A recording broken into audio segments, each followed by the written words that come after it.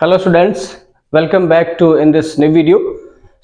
अपनी जो सीरीज चल रही थी सुपर फास्ट रिवीजन और कुछ इंपॉर्टेंट टॉपिक के साथ, तो अपना आज चैप्टर है क्लासिफिकेशन ऑफ एलिमेंट्स, केमिस्ट्री का ये 5वां चैप्टर। इसके बाद बायोलॉजी स्टार्ट हो जाएगी। तो हमेशा की तरह जो भी आप चैप्टर पढ़ रहे हो उसका बोर्ड के अकॉर्डिंग आपको वेटेज पता होना चाहिए। तो ये चैप्टर है 4 मार्क्स का और इस 4 मार्क्स के अंदर 3 क्वेश्चन आएंगे।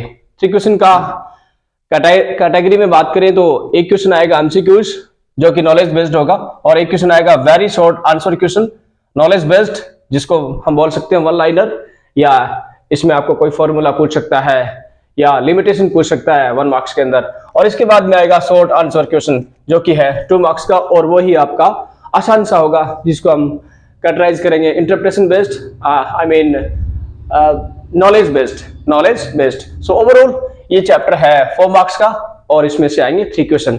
तो ये चैप्टर ज्यादा हार्ड नहीं है, आसान सा है। ओके स्टूडेंट्स, तो हम शुरुआत करते हैं कि इस चैप्टर के अंदर जो टॉपिक है उनसे कौन कौन से टॉपिक लिए गए हैं। तो शुरुआत करते हैं इस चैप्टर की इंट्रोडक्शन से। इंट्रोडक्शन में चैप्टर का जो नाम है वो है पीरियोडिक क्लासिफिकेशन ऑफ एलिमेंट्स।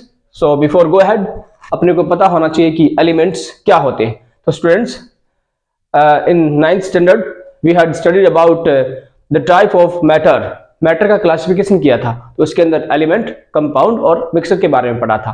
तो यहाँ इस चैप्टर में हम क्लासिफिकेशन ऑफ एलिमेंट्स के बारे में बात करेंगे।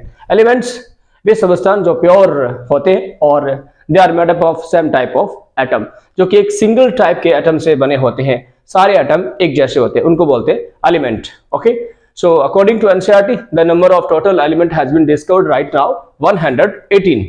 118 एलिमेंट है जो अभी तक खोजे जा चुके हैं। ओके, उनमें से 98 एलिमेंट ऐसे हैं जो अपने को नेचुरली अर्थ क्रस्ट में मिले हैं, बाकी है उनको साइंटिस्टों के द्वारा बनाया गया है। ओके, इसके बाद में ये क्वेश्चन आता है कि एलिमेंट को क्लासिफिकेशन करने की जरूरत क्यों पड़ी। तो स्टूडेंट्स, आपको पता है अपने घरों में बहुत सारी चीजें होती है, उन चीजों को हम वहीं रखते हैं जहां पर उनकी जरूरत होती है। किचन की चीजें किचन में, बाथरूम की चीजें बाथरूम में, जहां हम स्टडी करते हैं अपने स्टडी रूम के अंदर अपनी स्टडी मटेरियल, तो इस प्रकार से ही एलिमेंट्स के प्रॉपर्टी होते हैं, डिफरेंट प्रॉपर्टी होते हैं। तो उनकी प्रॉपर्टी के हिसाब को उनको क्लासिफिकेशन या उनको क्लासिफाइड किया गया है।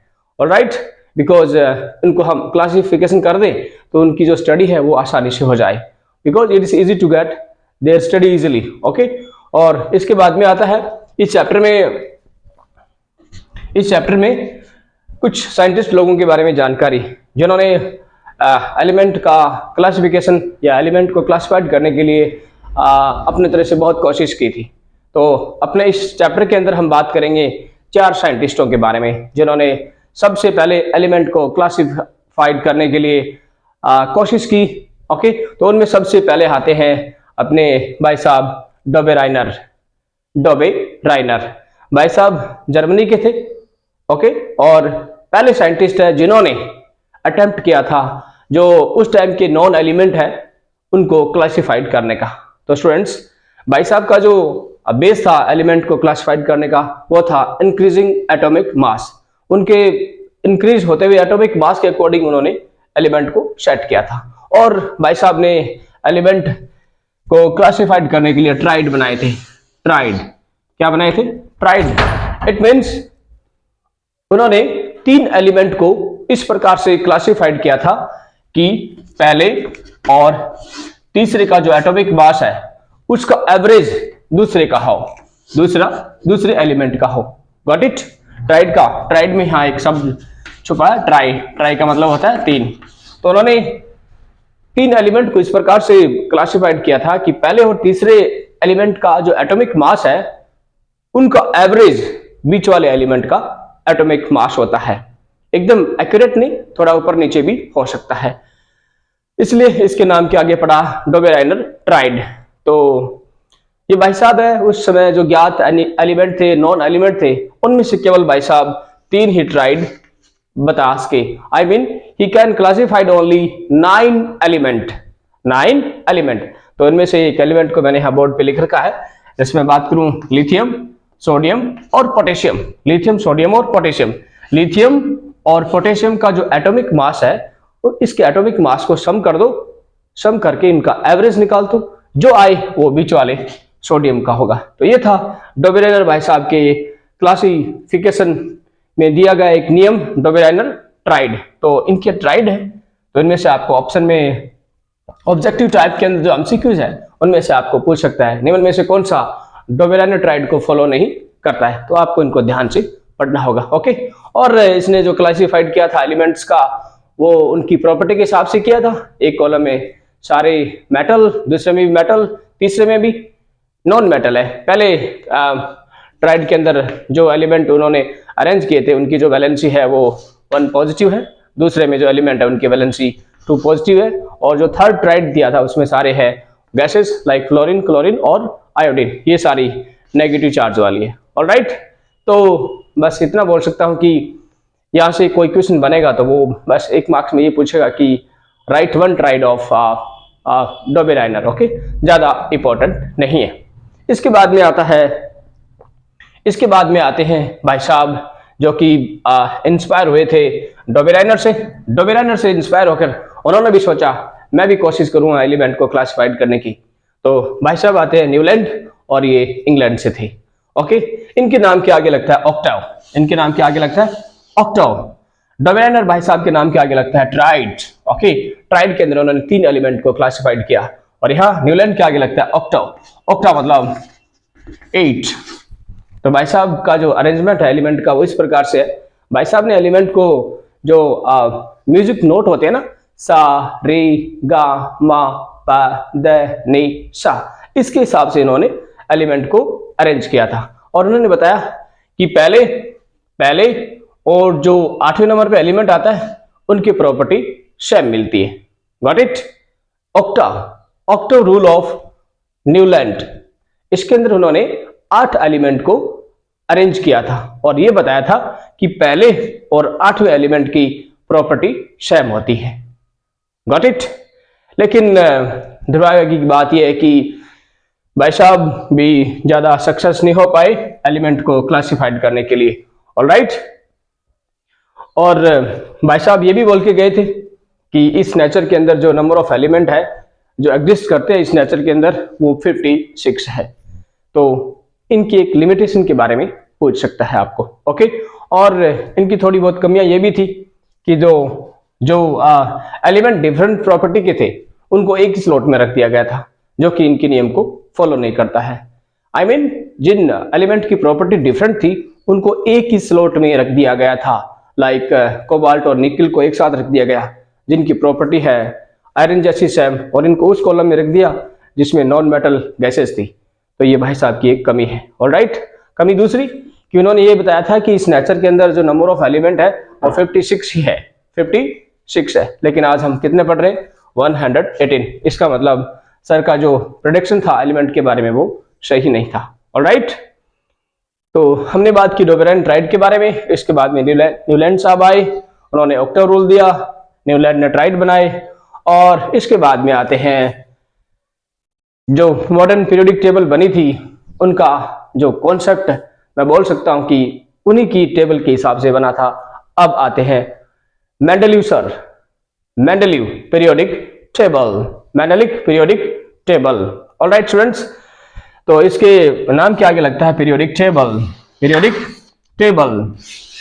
डोबेराइनर भाई साहब के नाम के आगे लगता है ट्राइड, इनके नाम के आगे लगता है ऑक्टाव, और इनके नाम के आगे लगता है टेबल। तो कहने का मतलब ये पहले भाई साहब हैं जिन्होंने एलिमेंट को टेबल की फॉर्म में अरेंज किया, और टेबल बनाई उन्होंने ग्रुप से और पीरियड से। जो वर्टिकल कॉलम है उनको नाम दिया ग्रुप, और जो हॉरिजॉन्टल रो है उनको नाम दिया पीरियड। ऑलराइट, लेकिन भाई साहब की भी कुछ कमियां, लेकिन मैं आपको बताना चाहूंगा कि जो मॉडर्न पीरियोडिक टेबल बनी थी भाई साहब की जो गिवन टेबल है उसके अंदर थोड़ा बहुत चेंज किया गया था और बन गई मॉडर्न पीरियोडिक टेबल। तो मैं यदि कंट्रीब्यूशन देना चाहूंगा मॉडर्न पीरियोडिक टेबल का तो वो जाएगा मेंडलीव सर के पास। ऑलराइट स्टूडेंट्स, तो उन्होंने क्या बनाए, जो कॉलम है उनको नाम दिया उन्होंने ग्रुप, और जो हॉरिजॉन्टल रो है उनको नाम दिया उन्होंने पीरियड। ओके, ग्रुप थे 8 और पीरियड थे 7। ऑलराइट, और इन तीनों का जो बेस था एलिमेंट को अरेंज करने का वो था इंक्रीजिंग एटॉमिक मास। ऑलराइट, और सर के जो एलिमेंट को क्लासिफाइड करने की जो एक और बात मैं ऐड करना चाहूंगा, वह है उस समय जो उन्होंने एलिमेंट फाइंड किए थे, आई मीन हाइड्रोजन ऑक्सीजन, उनकी कंपाउंड के फॉर्मूले के बेस पे उन्होंने एलिमेंट को क्लासिफाइड किया था। मेरा कहने का मतलब है हाइड्राइड और ऑक्साइड के फॉर्मूले के बेस पे उन्होंने एलिमेंट के कंपाउंड की स्टडी की थी। तो याद रखना, ऑक्साइड और हाइड्राइड के फॉर्मूले के बेस पे एलिमेंट का क्लासिफिकेशन किया। एक छोटा सा एग्जांपल लेता हूं मैं यहाँ पे। ये CH4 है, CH4 यहाँ पर उन्होंने एलिमेंट को R से डिनोट किया, और जो साथ में क्या लगा, हाइड्रोजन, तो यहाँ पे ये हाइड्राइड है। तो एलिमेंट को किससे डिनोट किया, R से। हाइड्रोजन कितने हैं, 4, तो इनका फॉर्मूला हो गया RH4। ऐसे यदि मैं बात करूं CO2 की, यहाँ एलिमेंट है कार्बन C, एलिमेंट को डिनोट किया R से, ये बन गया ऑक्साइड, तो इसका फॉर्मूला हो गया RO2। तो कई बार आपको पूछ सकता है कि RH4 किसके लिए बना है, ओके, और या RH4 relate for which compound, तो आप बोल सकते हो CH4। आपको उल्टा पूछ सकता है CH4 का फॉर्मूला क्या है मेंडलीव पीरियोडिक टेबल के अकॉर्डिंग। ऑलराइट स्टूडेंट्स, और भाई साहब की भी कुछ लिमिटेशन है, और लिमिटेशन से ज्यादा मैं बात करूं इनके अचीवमेंट की, ओके, तो आपको इनकी अचीवमेंट के बारे में पूछ सकता है। याद रखना, मेंडलीव पीरियोडिक टेबल की 2 अचीवमेंट क्या है। ऑलराइट, मेंडलीव पीरियोडिक टेबल की 2 अचीवमेंट के बारे में आपको पूछ सकता है। ध्यान देना, मैं इनकी अचीवमेंट और इनकी लिमिटेशन दोनों के बारे में बोल सकता हूं कि ये दोनों इंपॉर्टेंट है। और अचीवमेंट और लिमिटेशन के बारे में बात करूं तो आपको इनकी लिमिटेशन पढ़नी होगी। ऑलराइट स्टूडेंट्स, लिमिटेशन बस मेंडलीव साहब की यही है कि उन्होंने हाइड्रोजन की जो पोजीशन है उनके बारे में सही से नहीं बता पाए, क्योंकि हाइड्रोजन एक प्रकार का ऐसा एलिमेंट है जो ड्यूल नेचर का है, जो हाइड्राइड जो मेटल और नॉन मेटल की तरह बिहेव कर लेता है।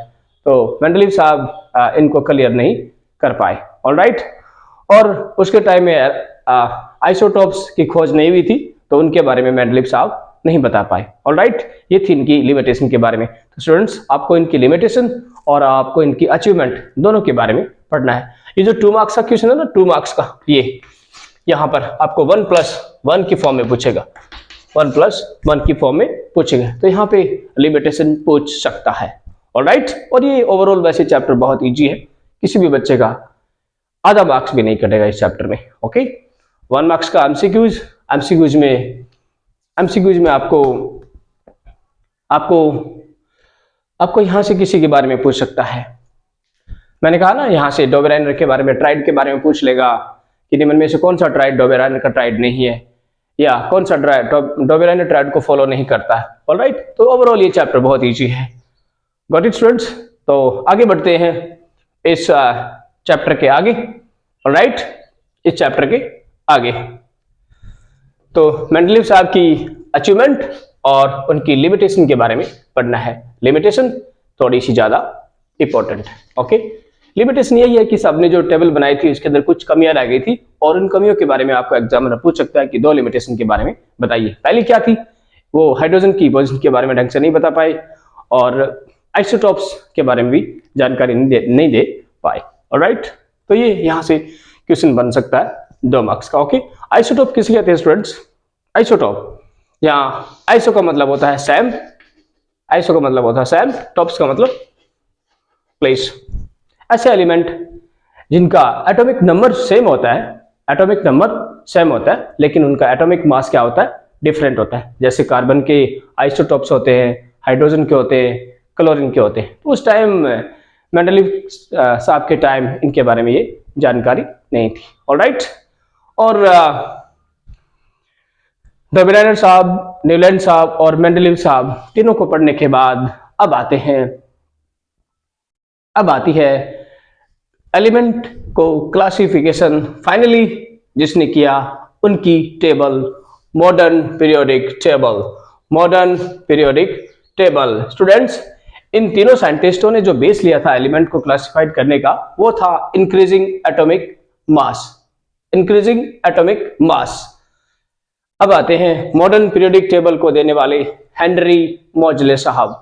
हेनरी मोजले साहब ने बस कुछ नहीं किया था, जो इंक्रीजिंग एटॉमिक मास है उनको सेट कर दिया था increasing atomic number. Increasing atomic number, तो यहां पे एक रूल आता है, लॉ आता है, right Mendeleev periodic law, right Mendeleev periodic law. तो एक नंबर में ये लॉ भी पूछ सकता है। ओके स्टूडेंट्स, अब आती है सर के बारे में बात। तो स्टूडेंट्स टेबल तो यहीं से बन गई थी, यहाँ पे पीरियड थे 7 और पीरियड 7 थी और ग्रुप थे 8। पीरियड उतने ही रहते हैं, ग्रुप बढ़ जाते हैं। तो नई मॉडर्न पीरियोडिक टेबल है, उसके अंदर जो नंबर ऑफ ग्रुप है वो है 18, नंबर ऑफ ग्रुप है 18 और पीरियड्स है 7।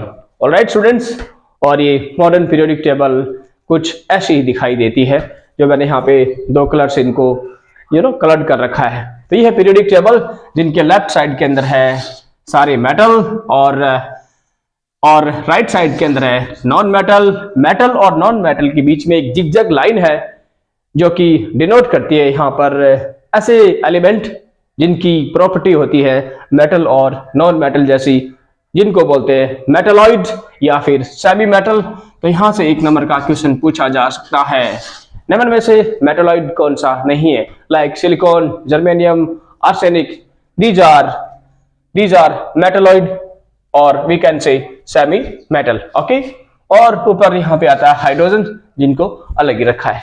तो लेफ्ट साइड में आते हैं मेटल, राइट साइड में आते हैं नॉन मेटल, और इनके बीच में जिगजैग लाइन है, जिगजैग लाइन से शो कर रखा है मेटलॉइड को। तो ये पूछ सकता है इनके बीच में लाइन होगी, straight line, parallel line, zigzag line. तो याद रखना जिगजैग लाइन। और इनके बाद में ये मेटल आते हैं जिनको लैंथेनाइड और एक्टिनाइड सीरीज में रखा गया है। तो क्या समझा स्टूडेंट्स आपने? हेनरी मोजले साहब ने दी थी मॉडर्न पीरियोडिक टेबल, और सर का जो बेस था एलिमेंट को अरेंज करने का वो था increasing atomic number. Increasing atomic number याद रखना स्टूडेंट्स। ओके, और काफी सारा काम मेंडलीव साहब करके चले गए थे। बस भाई साहब ने तो सिर्फ एटॉमिक मास की जगह एटॉमिक नंबर सेट किया और सारे के सारे एलिमेंट सेट हो गए। ऑलराइट, तो ये थी जानकारी। या फिर कई बार आपको कंपेयर पूछ सकता है कि write to difference between Mendeleev periodic table and modern periodic table. Okay, या फिर आपको ऐसे पूछ सकता है कि नंबर ऑफ ग्रुप और नंबर ऑफ पीरियड्स कितने हैं मॉडर्न पीरियोडिक टेबल के अंदर। ये भी एक छोटा क्वेश्चन बन सकता है। ओके, ये थी मॉडर्न पीरियोडिक टेबल की बात, और एलिमेंट को इसमें कैसे सेट किया गया है। All the element are classified on the basis of physical and chemical properties.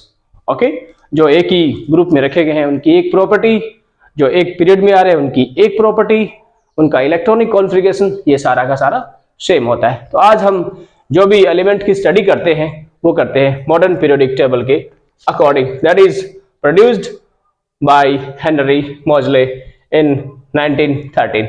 Okay students, और इसके बाद में आता है इस मॉडर्न पीरियोडिक टेबल की एक मैं बात बोलूं, इनके एलिमेंट के बारे में जानकारी, जो कि यहाँ टेक्निकल टर्म्स का रूप ले लेते हैं कि जब हम मॉडर्न पीरियोडिक टेबल में लेफ्ट टू राइट जाते हैं एक पीरियड में, या फिर अप टू डाउन आते हैं एक ग्रुप में, तो उनके साइज और उनकी वैलेंसी और उनके मेटलिक और नॉन मेटलिक कैरेक्टर पर क्या इफेक्ट पड़ता है। तो यहाँ से बहुत बार मैंने देखा है एग्जाम में क्वेश्चन पूछ लेता है। तो मैं बात करूं, सबसे इंपॉर्टेंट है एटॉमिक साइज। ऑलराइट स्टूडेंट्स, कैसे पूछेगा, व्हाट हैपन, या फिर क्या होता है जब हम एक ग्रुप में अप टू डाउन आते, अप टू डाउन आते। ये क्या है, ग्रुप है, अप टू डाउन, ये एक पीरियड है, ये क्या है, पीरियड, ये है लेफ्ट और ये है राइट। ऑलराइट, तो यहां से एक क्वेश्चन बनने की संभावना हो सकती है, यहां से 2 मार्क्स में ये पूछ सकता है। ओके, तो आपको ध्यान देना है मेंडलीव साहब की लिमिटेशन के बारे में 2 मार्क्स के अंदर, या फिर मैं बात करूं ये ट्रेंडिंग इन मेंडलिक पीरियोडिक टेबल में ये कुछ टेक्निकल टर्म्स आते हैं कि वैलेंसी पे क्या इफेक्ट पड़ता है, एटॉमिक साइज कैसा हो जाता है, या और मेटलिक और नॉन मेटलिक कैरेक्टर में क्या इफेक्ट पड़ जाता है एक ग्रुप में और एक पीरियड के अंदर। ओके, ये ग्रुप है।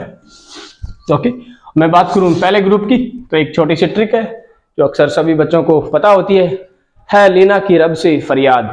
तो इसमें आने वाले वो एलिमेंट है। ओके, है लीना की रब से फरियाद, तो यहाँ पे 1 नंबर पे आता है हाइड्रोजन और यहाँ आता है फ्रांसीसियम। तो मैं बात करूँ, हाइड्रोजन 1 नंबर पे आता है और फ्रांसीसियम का एटॉमिक नंबर है 87।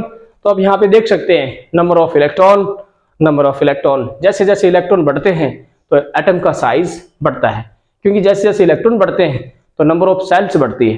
तो हम बोल सकते हैं कि अप टू डाउन आएंगे एक पीरियोडिक टेबल के अंदर, तो द साइज ऑफ एटम है वो क्या होगा, इंक्रीज होगा। रीजन बता देना, because of increasing of electron and number of shells. Alright, और वैसे ही हम बात करें लेफ्ट टू राइट की, ये इंटरेस्टिंग वाला है। लेफ्ट टू राइट हम बात करें एटॉमिक साइज की, तो स्टूडेंट्स ये डिक्रीज होता है। क्या होता है, डिक्रीज, और ये क्या होता है, इंक्रीज होता है। डिक्रीज होने की वजह, जैसे जैसे हम लेफ्ट टू राइट जाते हैं, जो एटॉमिक नंबर ऑफ सेल्स है ना, वो remain same, number of shells remain same, but number of electron increase, number of electron increase. That's why जो न्यूक्लियस और आउटर मोस्ट सेल के जो इलेक्ट्रॉन है ना, इनके बीच में अट्रैक्शन ज्यादा हो जाता है। तो इलेक्ट्रॉन और इनके न्यूक्लियस के बीच में फोर्स लगता है, तो उनका साइज ऐसे छोटा होता जाता है। पहले एटम इतने साइज का है, जैसे जैसे नंबर ऑफ इलेक्ट्रॉन बढ़ते हैं, इफेक्टिव न्यूक्लियर चार्ज बढ़ता है, तो इनका साइज छोटा होता जाता है। तो लेफ्ट टू राइट जाता है तो एटॉमिक साइज डिक्रीज होता है, अप टू डाउन आते तो इंक्रीज होता है। तो यहां से 1 नंबर का क्वेश्चन, 2 मार्क्स का क्वेश्चन पूछ सकते हैं। और रही बात इस दूसरे टर्म्स की, मेटेलिक और नॉन मेटेलिक कैरेक्टर, स्टूडेंट ध्यान देना, एक एटम का साइज जितना बड़ा होगा वो उतना ही अच्छा मेटेलिक कैरेक्टर रखेगा। ओके, जितना ज्यादा बड़ा इलेक्ट्रॉन एटम का साइज होगा, उतनी आसानी होगी उसके आउटर मोस्ट इलेक्ट्रॉन को एनर्जी देकर रिमूव करने की। तो आप देख सकते हैं यहाँ पे 1 नंबर का हाइड्रोजन है लीना की रब से फरियाद, यहाँ फ्रांसीसियम है। जैसे ऊपर से नीचे आते हैं तो एटॉमिक साइज बढ़ता है। यदि एटॉमिक साइज बढ़ता है तो जो डिस्टेंस होती है न्यूक्लियस की आउटर मोस्ट इलेक्ट्रॉन से, वो बढ़ जाती है, और इतनी बढ़ जाती है कि आउटर मोस्ट इलेक्ट्रॉन के ऊपर जो चार्ज, पॉजिटिव चार्ज का जो अट्रैक्शन होता है वो कम हो जाता है। थोड़ी बहुत एनर्जी देकर हम इस इलेक्ट्रॉन को रिमूव कर सकते हैं। तो बोल सकते हैं अप टू डाउन आने पर जो मेटेलिक कैरेक्टर है वो इंक्रीज होते हैं। ठीक इसका ऑपोजिट कर दो, लेफ्ट टू राइट, मैंने कहा लेफ्ट टू राइट जाते तो साइज ऑफ एटम क्या हो जाता है, छोटा हो जाता है, वो छोटा हो जाता है। तो पॉजिटिव और नेगेटिव के बीच में अट्रैक्शन बहुत ज्यादा हो जाता है, तो उसके इलेक्ट्रॉन को गेन करना इतना आसान नहीं होता। ऑलराइट, तो जल्दी से इलेक्ट्रॉन को डोनेट नहीं कर सकता। तो हम बोल सकते हैं कि मेटेलिक कैरेक्टर है वो लेफ्ट टू राइट जाने पर क्या होते हैं, डिक्रीज, और अप टू डाउन आने पर क्या हो जाते हैं, इंक्रीज। ऑलराइट स्टूडेंट्स, और वैलेंसी हम बात करें, एक ग्रुप के अंदर जो वैलेंसी होती है वो सेम होती है, और लेफ्ट टू राइट जाते हैं पहले बढ़ती है बाद में कम होती है। ओके, तो ये थी जानकारी पीरियोडिक क्लासिफिकेशन ऑफ एलिमेंट्स के बारे में। तो एक बार थोड़ा बहुत मैं बता दूं कि क्या पूछ सकता है। 1 नंबर में आपको ये डोमिनेंट राइट के बारे में पूछ सकता है, ऑलराइट, और इन दोनों की लिमिटेशन के बारे में पूछ सकता है। न्यूलैंड साहब की लिमिटेशन ये थी, साहब ने ये कहा था कि इस नेचर के अंदर 56 एलिमेंट ही एग्जिस्ट करते हैं, इसके बाद में कोई एलिमेंट नहीं आएगा, ये सर की लिमिटेशन थी। दूसरी बड़ी बात, इन्होंने जो एलिमेंट को क्लासिफाइड किया था उनके अंदर एक स्लॉट के अंदर 2 एलिमेंट रख दिए थे, और दोनों के दोनों एलिमेंट डिफरेंट प्रॉपर्टी के थे। ऑलराइट, ये सर की लिमिटेशन है। और इसके बाद में बात करूं मेंडलीव साहब की लिमिटेशन के बारे में, सर हाइड्रोजन की पोजीशन के बारे में नहीं बता पाए, आइसोटोप्स के बारे में नहीं बता पाए। ओके, और आइसोटोप के बारे में पता नहीं था, तो फिर ये पता नहीं कर पाएगी कि एलिमेंट, कितने एलिमेंट इनके बीच में आ सकते हैं। ऑलराइट, और इसके बाद में आता है मॉडर्न पीरियोडिक टेबल में जो टेबल थी मेंडल साहब की, उसको और थोड़ा सा ब्राउज कर दिया गया, नंबर ऑफ ग्रुप बढ़ गए और पीरियड सेम रहे थे। ऑलराइट, नंबर ऑफ ग्रुप थे 18, पीरियड थे 7। ऑलराइट, और फिर इसके बाद में आता है ये कुछ जानकारियां पीरियोडिक टेबल से ही, कि एटॉमिक साइज और वैलेंसी और मेटेलिक कैरेक्टर पे क्या इफेक्ट पड़ता है। तो इन तीनों में से मैं बात करूं तो एटॉमिक साइज सबसे इंपॉर्टेंट। ओके स्टूडेंट्स, तो लास्ट ईयर शायद कोरोना में जो सिलेबस को डिटेक्ट कर दिया गया था उनमें से ये क्वेश्चन, ये चैप्टर नहीं आया था, बट डोंट वरी, आपको चिंता करने की कोई बात नहीं है, ये चैप्टर बहुत आसान है। ओके, जो मैंने आपको कहा है कि आपको इस पे ज्यादा ध्यान देना है, तो प्लीज आप उनको अच्छे से पढ़ के जाना। तो स्टूडेंट्स, ये था अपना ये chapter periodic classification of elements. तो मिलते हैं अगले वीडियो में एक नए चैप्टर के साथ। Thanks for watching.